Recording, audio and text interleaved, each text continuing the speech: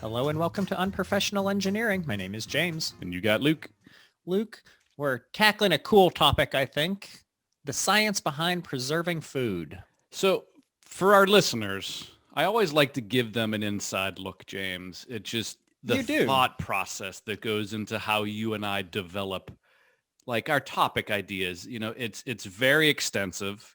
This is what There's separates us from the low budget podcasts out It there. does. I'm glad you mentioned that. And so basically, about a week ago, I was eating some kimchi. And if you don't know what kimchi is, it is, I believe, a Korean fermented cabbage that they put Like you tons of nailed it. chilies in, and it like totally blows you out. It is so good in like a pho or a When soup. you say totally blows you out, what Like the does next that day, mean? like the Okay. next day. Just making sure we were on the same page. Yeah, it blows you out. Yeah. Oh, Luke. And I was eating that and I thought, this is amazing. And we should do a podcast on kimchi. And then I was like, well, that would be about 2 minutes because like Yeah. you just make it. And then James in his amazing, breadth of knowledge and understanding said, why don't we do food preservation as a whole? And that's kind of how most of our episodes come together. I'm usually eating something or watching something. Well, when I asked you about what we should be doing and you brought that up, I was like, well, something happened. Like, obviously, like it was so fast that you responded that it's like clearly something happened this week. Such good kimchi. If you've never had it, you should try I it. It's love really kimchi. Absolutely. All right. So before we get started here, I did want to give a couple special thanks and shout outs to the University of Georgia and Michigan State University. Both of their pages were super helpful for me. They must have very big programs that kind of revolve around like food sciences. And by super helpful, you mean not a direct cut and paste. You mean I mean, I don't do that. I actually hyperlinked all sorts of words in my not cut and paste all by myself. Yes. Okay, just checking. So Luke, food preservation includes food processing.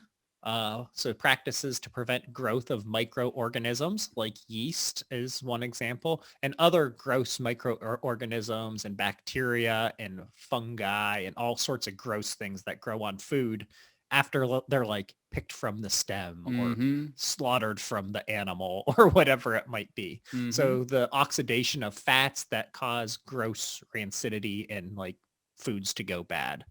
Food preservation also includes processes that inhibit visual deterioration, which is really interesting, like the browning of apples after they're cut or something along those lines, where you're like squeeze lemon on it or something to keep it from changing that color. So that also kind of falls in here. And so by preserving foods over the years, especially way back in the day, this made it so that food sources were more secured for civilizations. And you didn't die in the wintertime. And you didn't die in the wintertime, right? Right. So it expanded the number of locations that people could live.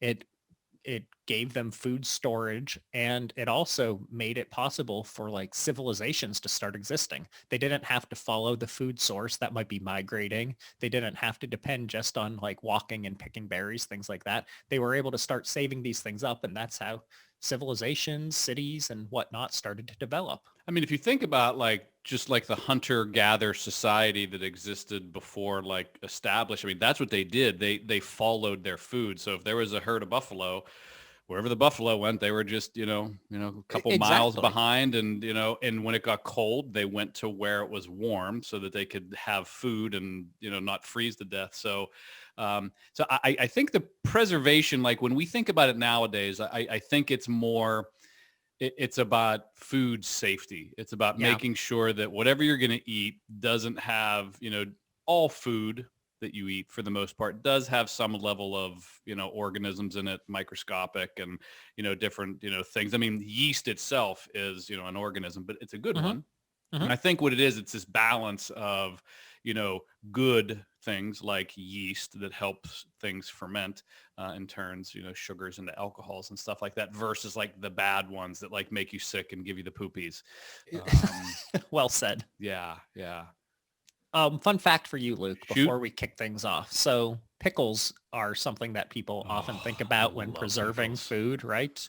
I love pickles too. So are you like a dill pickle guy or are you Oh, a sweet and gross? so most people that eat, I think, sweet pickles are psychopaths. Yeah, I think that's Just, fair. I mean, just putting it out there. I mean, I Yeah, for feel sure. like, yeah, for sure. But yeah, oh, and the dillier the pickle, like the more bite, Absolutely. the spice. Oh, Oh, I yeah. love a dill pickle. So fun fact about pickles. People all over the world have been making pickles forever, but people in India were likely the first people to make cucumber pickles over 3,000 years ago in some sort of Interesting. brine or fermentation You know, my process. favorite pickled vegetable is What? asparagus. Have you Oh, ever had it? really? I'm not Oh, sure that I have. That first sounds place, yeah, good. first place I had it was in Michigan because apparently Michigan is a big asparagus place, and they had pickled Oh, asparagus, and it was just so good. that does sound good. And we'll get to pickling a little bit later on. We will later on in the show. All right. So what's first, I Luke? think the first one is probably like, again, thinking about these hunter-gatherer folks. So here's me and James. We're following some buffaloes. We're Yeah. running out of grain. And we're like, man, I'm really tired of walking. Why don't we figure out a way where we don't have to follow these stupid buffalo Oh all my over the place? goodness. And drying was probably the very first form of food preservation. And the reason why drying was important, and they did this by the sun. You know, nowadays we use food dehydrators and all those They sorts of didn't. They things. didn't have those. They didn't have the Ninja Deluxe food hydrator, no.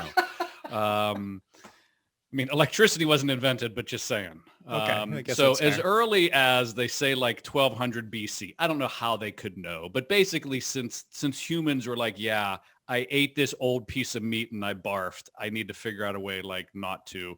And I think Yeah, what or happened was, or died. or die, Yeah. exactly. So drying food, what it does, and this is what they found out, a lot of these, it's so funny as you look at all these, James, most of them are found out by accident, like these Yeah. preservation methods. Yep. And drying more than likely was probably an accident. So what drying does is it reduces moisture in meats in particular, but it also does it in, vegetables and fruits. But when you take the moisture out of, meat or a piece of fruit or a vegetable, moisture is needed for those microorganisms to grow. So if there's no moisture, they can't grow. So my guess is what happened, one day there was probably this piece of thin meat that was like sitting out on the ground and it probably dried out and they were really hungry and they ate it and were like, that didn't taste too bad. It wasn't the teriyaki flavor that I normally like, but I didn't get sick when I ate this dried meat. And then they Which probably is a did it bonus. again and they did Yeah. it again. And then eventually they're like, oh, we can take this buffalo that we kill and dry it and keep it. And I can eat it like 6 months later. So I think drying was probably one of the very, very first ones that happened. I would have to agree, especially in areas where, a lot of sun, a lot of wind was going on to Mm-hmm. naturally dry stuff out. Once it was more, like you said, maybe as far back as 12,000 BC or something like that. Once it was a more well-known practice, like in the Middle Ages, they would actually purposely build something they called still houses, where if you didn't receive enough sunlight, you would use these houses to do the drying process for you. Oh, So they were kind of like engineered properly probably to kind of make like a that happen. smoker, Like a right? smoker, yeah. And I have a little bit on smoking later on here, but it was basically like a smokehouse. Another special form of drying, Luke, that I Okay. saw, and I know this isn't really following the timeline, but it does fall under drying, is Oh, freeze oh, I drying. love me some freeze dried. Do you? So Yeah. it's a special form of drying. It removes all the moisture and it tends to have less of an effect on the food's taste than normal dehydration does. But in my opinion, at least, it does give it kind of a funky texture. And I'm Yeah. thinking like a freeze-dried fruit, like a strawberry or something. Mm-hmm. It always seems like they're a bit chewier or something of the sort, but Yeah. still taste like a strawberry. So the reason why freeze drying is it doesn't affect the flavor is because whenever you reduce the moisture over time, the flavors concentrate. So that's why dried fruit is super, super sweet and tangy or sour or whatever flavor it is. That's why beef jerky is amazing because it's like God, super I love beef concentrated. jerky. But freeze dried, here's my thing on freeze dried. So for camping, Uh-huh. if you haven't checked out our episode on camping technology, make Oh, sure you check it yeah. out. But a lot of backpackers and campers, take freeze-dried food with them. So one of the companies, it's called Mountain House, I think is the name of the company. They make this like it's chili mac. It's like the best freeze-dried chili Chili mac. macaroni. It's chili macaroni salad, and it's freeze-dried noodles, freeze-dried meat, freeze-dried everything. You pour in some boiling water, seal it up. 2.5 minutes later, you have like the best tasting chili mac you've ever had. I mean, literally, it's better than like stuff I've made like myself from scratch. So, but the nice thing is, since all the moisture's gone, it's super light. So rather than having 2 pounds of whatever I'm eating backpacking, I have this like I have a couple ounces of freeze-dried food that I just add water to. So yeah. So the way freeze drying works is the food, shockingly, is frozen and then it's placed into a really, really strong vacuum and it sucks all that air out and whatnot. The water in the food then sublimates, or it basically goes from ice to vapor. There's no other phase and in they there. pull it out.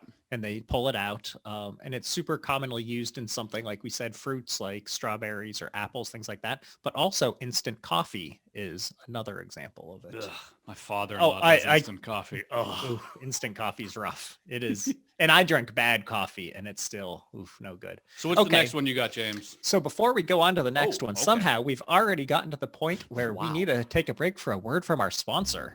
I have to assume it's Mountain House Foods. After that ringing endorsement, I don't know how it couldn't be. But in fact, we do not have a sponsor. Oh. But what we do have is a couple of shout outs from our listeners. Chris R. just landed a job at Lockheed Martin as a field service engineer for hypersonic missiles. So obviously way smarter than us, way right? smarter than us. Probably makes way more money than us as well. I mean, not when you compare our podcast money from all of our sponsors, right? So awesome job, Chris. Really good. And thanks for all the support. Congratulations. Let us know when Lockheed wants to sign up as a sponsor. Yes. If you can hook us up, that's cool. Zach P. also wrote in, an aerospace engineer at ASU. Mud Ducks, for sure. I think that's their mascot. Mud Devils, I believe. Yep. But yes, wants an episode on controls engineering.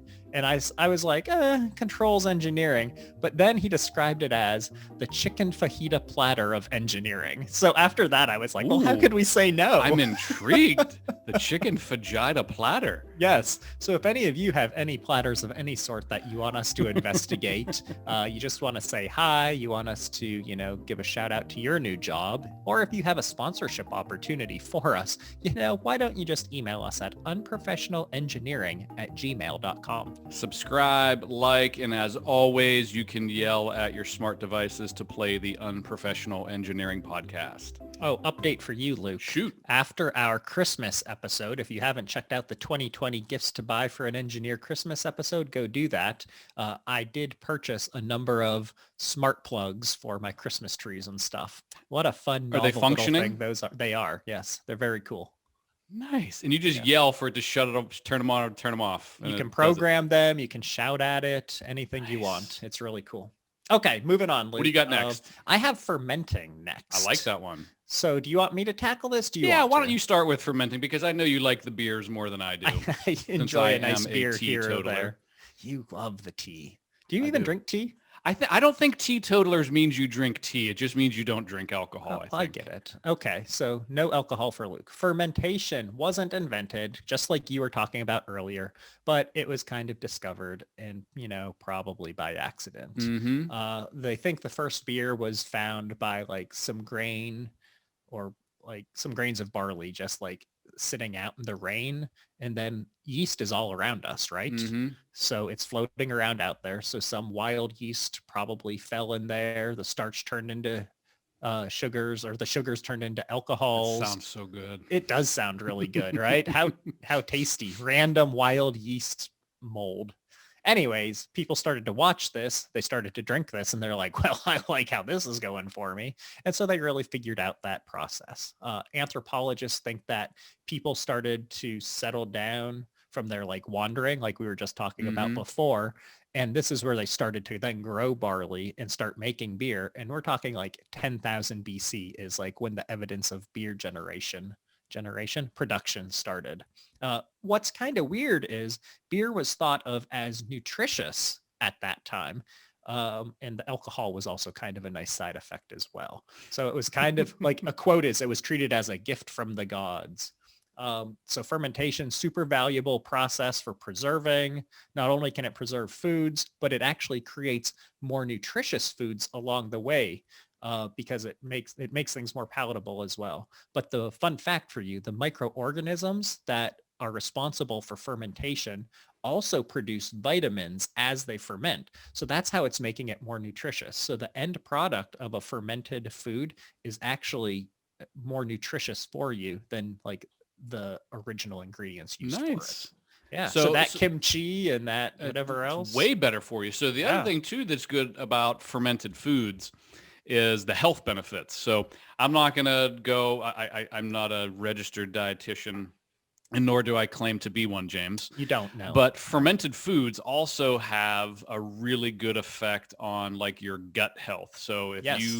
if you eat a lot of fermented foods, number one, you're going to fart a lot. Oh, But Luke, you're so classy. I try to be classy, but also you're going to notice that you tend to feel better in your gut because all of those microbes that you were talking about that make fermented food tasty and all that fermenting that happens where it's breaking down the sugars, all of that goodness, it happens in your gut then as well. So I believe it's called a prebiotic. I think fermented foods are one's considered probiotic or prebiotic, and basically it's basically these healthy microbes that are in your gut because of the fermented food that you eat, and they make you feel better. Interesting. Have you ever made sauerkraut or kimchi or anything like that on your own? I've never made it. We did make beer as a team one time. Remember we did that that beer brewing team We did. activity That that was was really cool. interesting. Yeah. But yeah, I've never made. Have you? I've made sauerkraut by like from cabbage Was before. it good? Basically, you just like slap it in a bucket and there it goes. It was really good, but I'm not certain it's the best thing to do on your own. You need some advice and guidance. Like you put it in a bucket, you kind of Put cover it it in a with a bucket. That towel, sounds and then so you let it gross. sit there and stink for a few months. It was Put it in a bucket. maybe I didn't do it right. Okay, moving on, Luke. What do you got next? Okay, I think the next one is curing. Okay. And this is similar to the drying or dehydrating. And what they found was, okay, I can take a piece of meat and I can, hang it up and let it air dry in one of these sheds you were talking about, or I can put it in the sun to dry it. But the other thing that I can do is I can load this thing up with salt. And what salt does when you apply it to just about anything, it has this effect where it draws moisture out of things. And again, whenever we have no moisture in the meat or whatever it is you're curing, there's going to be less chances of the bacteria building up inside of those. So curing is essentially salting whatever you're making. And interesting, they found that different salts did different things, which I never knew.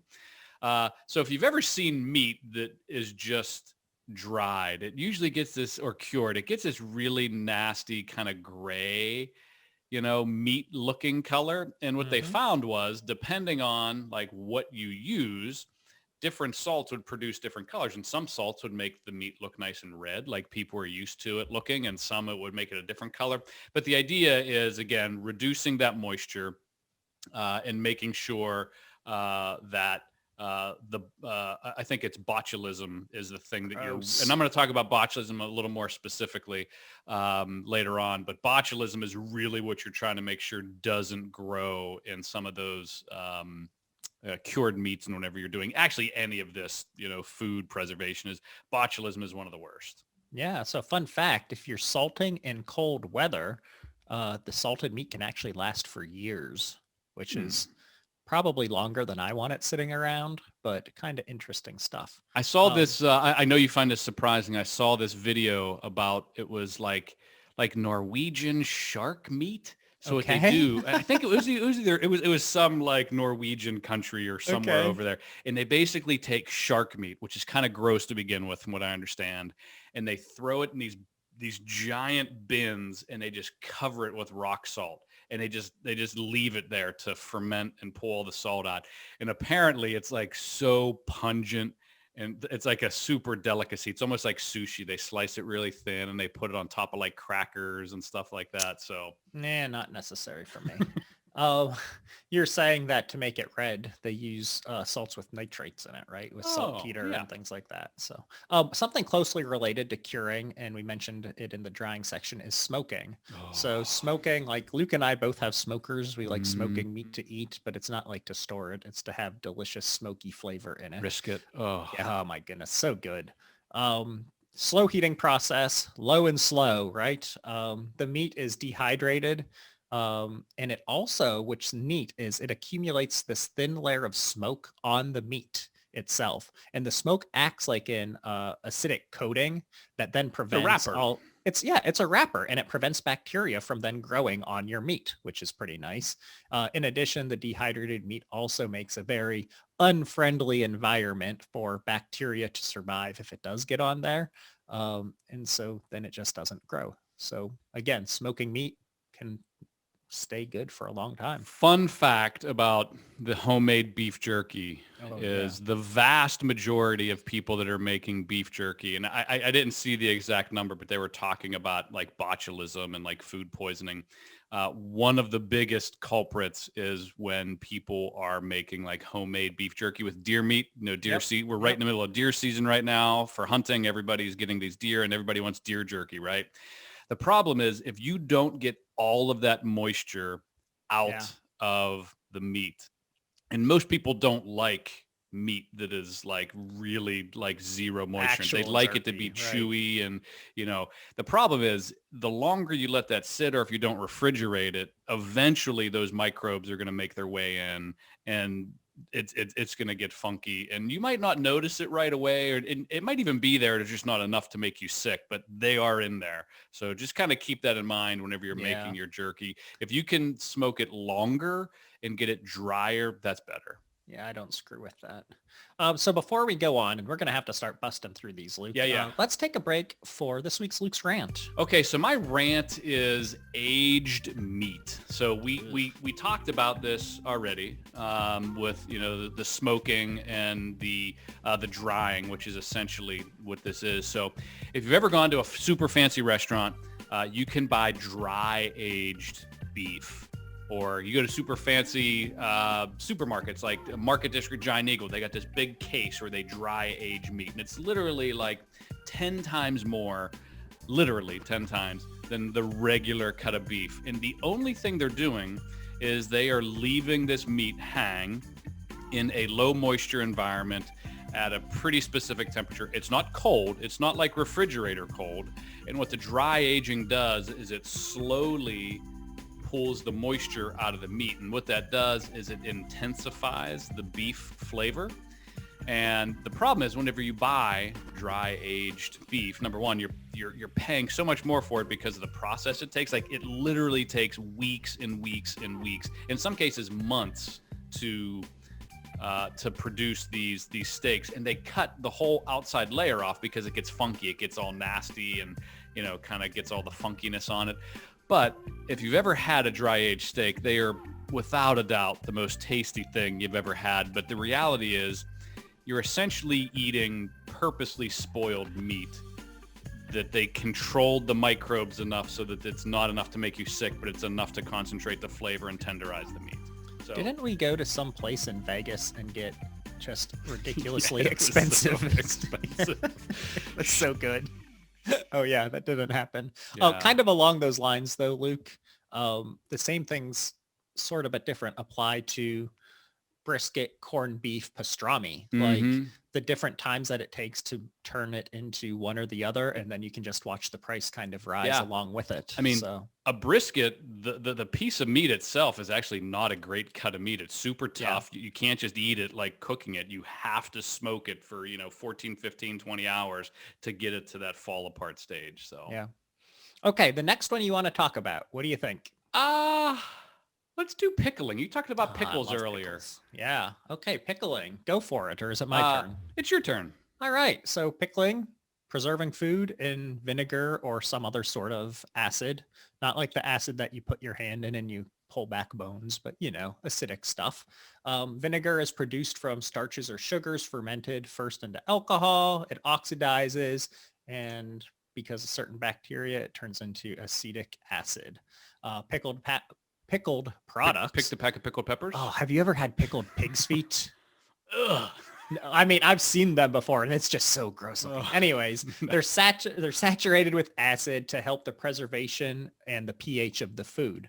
Heat treating the products like with a water bath, kind of like when you're canning, which we might get Mhm. into here, or the steaming canning method is still needed here so that it can kill off any other potential bacteria growth that remains on the jar that you put them in. So that makes sense. So fun fact, wines, beers, and ciders are all transformed into vinegars, which is interesting. So if you look at balsamic vinegar, Oh that's yeah, basically like really old wine, wine. but yeah, really old. And that process is something we should look into Oh, sometime. It's crazy and it's I delicious. love balsamic vinegar.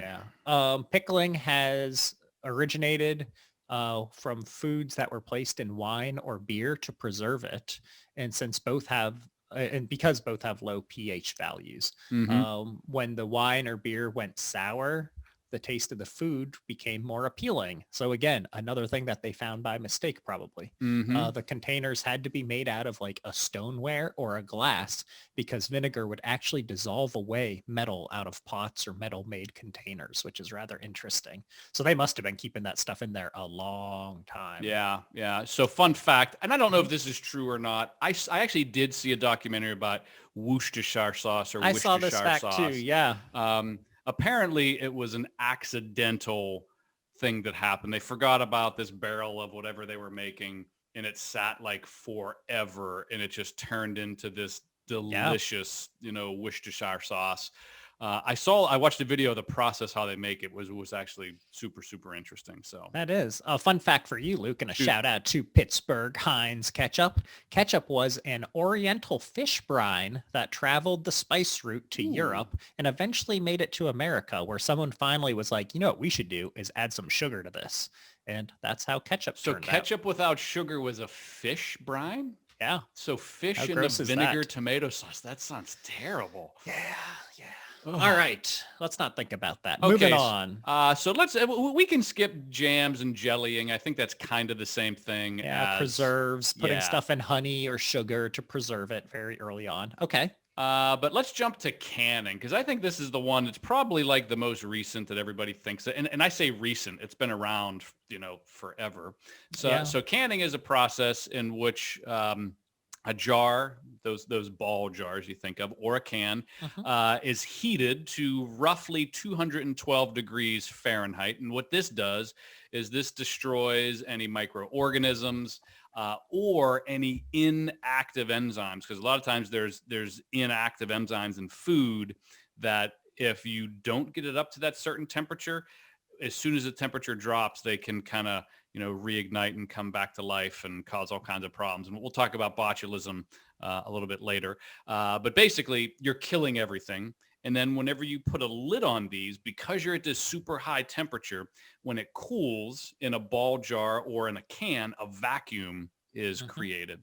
And when that vacuum is created, you're creating a pressurized environment that's low oxygen where there was previously no bacteria or microorganisms. So this is why, if you've ever seen people that have done canning, or James, I'm sure you did this with some of the salsa that you gave me one time and one time only, um, My is sister-in-law got intoxicated one time at my house and stole all of our salsa. It was rather funny, but go ahead. it's good. It was really good salsa the one time you gave it to me. But Sorry. that's why they wear the gloves and you steam the jars before you put the stuff in Yeah. them. Is you're doing everything you can to prevent any of that bacteria, microorganisms. So this was invented by a cat by the name of Nicholas Appert, Yeah, man. Appert. He was a French cat, and apparently he won some kind of contest that the French government or the French military was putting on. And he was like, this works for Napoleon wine. was putting it on. It was, Yeah. it was Yeah. friend of the show. Was he a I'm friend of not the sure Do if want we want to Napoleon claim be a that friend one. of the show? Yeah. I don't know. But apparently, like, one of the initial successes was he worked with the French Navy, and they canned meats, which canned meats are usually pretty gross. They did So vegetables gross. and even milk. And later on, he actually patented something he called where was it at? Patented. Oh, it was a pressure canner. So it wasn't Yeah. just temperature. And what this did, this is what got it. I think I may have misspoke the temperature before, but the pressure canner, because the pressure was higher, it was easier to get that temperature up to 212 degrees Fahrenheit to kill any of that bacteria. Yeah. The old French cat. You know what French cats say? Meow. Just saying. Okay. Freezing foods is another option, Luke. Let's not really get into this one, right? Yeah, I think you we put all stuff know on that. ice, it gets cold and frozen. That's how lazy people That's how lazy people do it. People like me. do it. Do you have any more you want to talk about? Because I have a few that I want to bust through here. I want to talk about botulism for a second. Oh, let's hear about botulism. And this will be pleasant. Yes. Yeah. So the technical name for it is Clostridium botulium. I think I pronounced that correctly. I'm sure I think did. you nailed it. AKA botulism. And botulism is basically severe food poisoning that is a result of toxins inside of the food that you ingest. And here's why botulism, this particular strain, is bad. So when you are canning foods, you're creating a low oxygen environment. And this particular organism does really well in low oxygen environments. It's actually, it's actually really, really good at living in low oxygen. And what happens is very slowly it builds and builds and builds. That's why sometimes if you've done canning and you didn't get the seal on properly, or if there was too much of an airhead on the seal that you made, you open it up like a year later and you're like, oh, this is funky. What was happening, there was enough oxygen in there for that botulism or whatever that, I can't say the name, to actually grow and multiply. And if it ever smells bad, typically you shouldn't eat it. Sounds fair.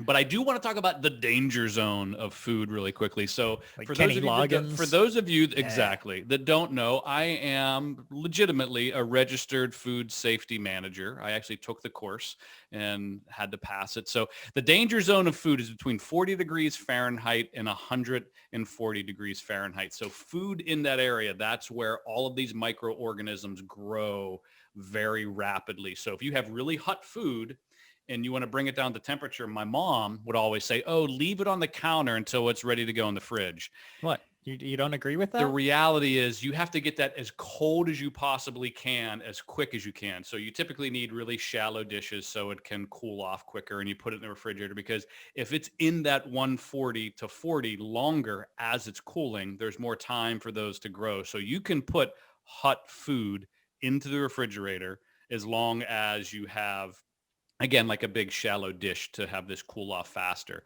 So stay away from 40 to 140 degrees. Get it down as quickly as possible. Don't leave it on the counter for 3 hours like my mom used to say, and then put it in the refrigerator. Shallow dishes in the fridge.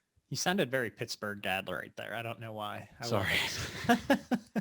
But I'm sure your mom told you that. Oh, leave it out. Did. Let it cool down. It's like, no, you're giving me botulism. I love botulism. Mom's food tastes delicious with botulism. All right, a couple more items here. Shoot. Pasteurizing. So pasteurization is kind of a weird compromise. If you boil food, you can kill off all the bacteria. It makes the food sterile, but you oftentimes really jack up the flavor of things. Mm-hmm. It becomes less tasty. Our boy Louis Pasteur figured that one out, didn't he? Louis Pasteur. Friend of the show. Is that his name? Longtime listener. When you pasteurize food, usually it's a liquid. You're doing it by heating it enough to like a high enough temperature to kill off some and most bacteria and disable some enzymes in it, but there's still a risk of some other ones still existing. So things like milk, ice cream, beer, non-carbonated beverages, those get pasteurized. And milk, for example, you do this by heating it up to 145 degrees Fahrenheit. which is 62.8 degrees Celsius for a half hour, or 163 degrees Fahrenheit for 53 or for 15 seconds. Okay. So kind of interesting stuff. A couple other options. There's ultra high temperature pasteurization, which is out there. And this is like for those boxes of milk that are on Okay. the like shelves of the They don't grocery need to be store. refrigerated. Yeah.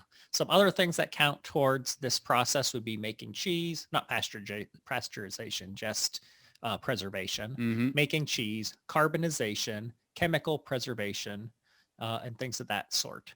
But a few really interesting ones that I want to give a real quick shout out to: food irradiation, where nuclear radiation is able to kill bacteria without significantly changing the food that contains bacteria. But then you The eat it and you die, right? the FDA totally approves of irradiation of beef, and the irradiation of chicken has recently been approved. But it turns out people aren't really cool with the No. words nuclear radiation. So this isn't common in a lot of countries. A couple other cool ones. One is PEF, or pulsed electric field electroporation. Woo, say that 3 times fast. It's a method of processing cells by means of brief pulses of really strong electric fields. Um, it it holds potential as a low temperature alternative to pasteurization for Okay. So sterilization. you're basically like shocking your food. Yeah, I guess you're just like Okay. electrocuting it. You could Okay. just like stick it into an outlet in your house, I assume, and that would work the same. And then the last one I want to say is non-thermal plasma. This process subjects the surface of a food to a flame of ionized gas molecules like helium or nitrogen, and this causes microorganisms to die off the surface of your food. So there's all sorts of crazy options out there that you and I are never going to be involved So in. have you real quick, and I know we're over, but I think it's worth the story. Have you ever had food poisoning, like legitimate food poisoning that you know of? Okay, so anyone with sensitive ears, cover them right now. My wife and I went to Cuba about 2 years ago, I I think, when it remember. was Yep. still open. The last day, so we took a cruise there. We stayed there for a few days. We got the full experience of eating on the island. The last day heading home, I I was very sick. The next day when we got to Miami, I was very sick. Like we were on a tour bus and we had to run back to a coffee shop. Oh my goodness. Anyways, fast forward a week later, I go to the doctor back in the good old US of A, and she's like, "So what's wrong?" And I'm all nervous because I don't want to talk about it. Comes Yeah. in this like 55-year-old lady. I'm like, "Okay, super cool. I can tell her she's mature." And I'm like, she's like, "How often do you go to the bathroom?" 25 times a day. What about yesterday? 25 times a day. She's like, For all a week? week? And I'm like, 25 times a day. Oh my And she's like, goodness. oh, he's serious. And then, so she starts writing stuff down and she goes, so I have a medical student. Can I have them come in and learn off of this case? In walks this like 20-year-old girl, and I have to go through the Oh. history of me pooping for the past week and a half. It was so embarrassing. So yes, I Oh, have. goodness gracious. So our daughter had, I don't know if it was technically, we think she had food poisoning, and I don't know how it gets transmitted, Yeah. but so she had it. And I remember she got sick right in front of us, and we Oh, cleaned no. it up. And I was doing my best to, not touch my face or do anything. And I remember about I don't know, about 12 hours later, like the next morning, I said, I'm not feeling good. And my wife was like, oh, it's in your head. It's psychological. Yeah. And then it was just 4 days of like rage out of Yeah. my front end of Everywhere. my back. And it was terrible. And then my wife, the next day, she ended up getting it. And it was, Oh, I love we, it. we were, the whole family was down for the count for like a week. It was pretty Oh bad. my goodness. That's so nasty. So Not a pleasant experience. no. Anyways, if any of you want to tell us your stories about pooping or throwing up, or just want to say, let's not discuss this anymore, feel free to email us at unprofessionalengineering@gmail.com. And until next time. See ya.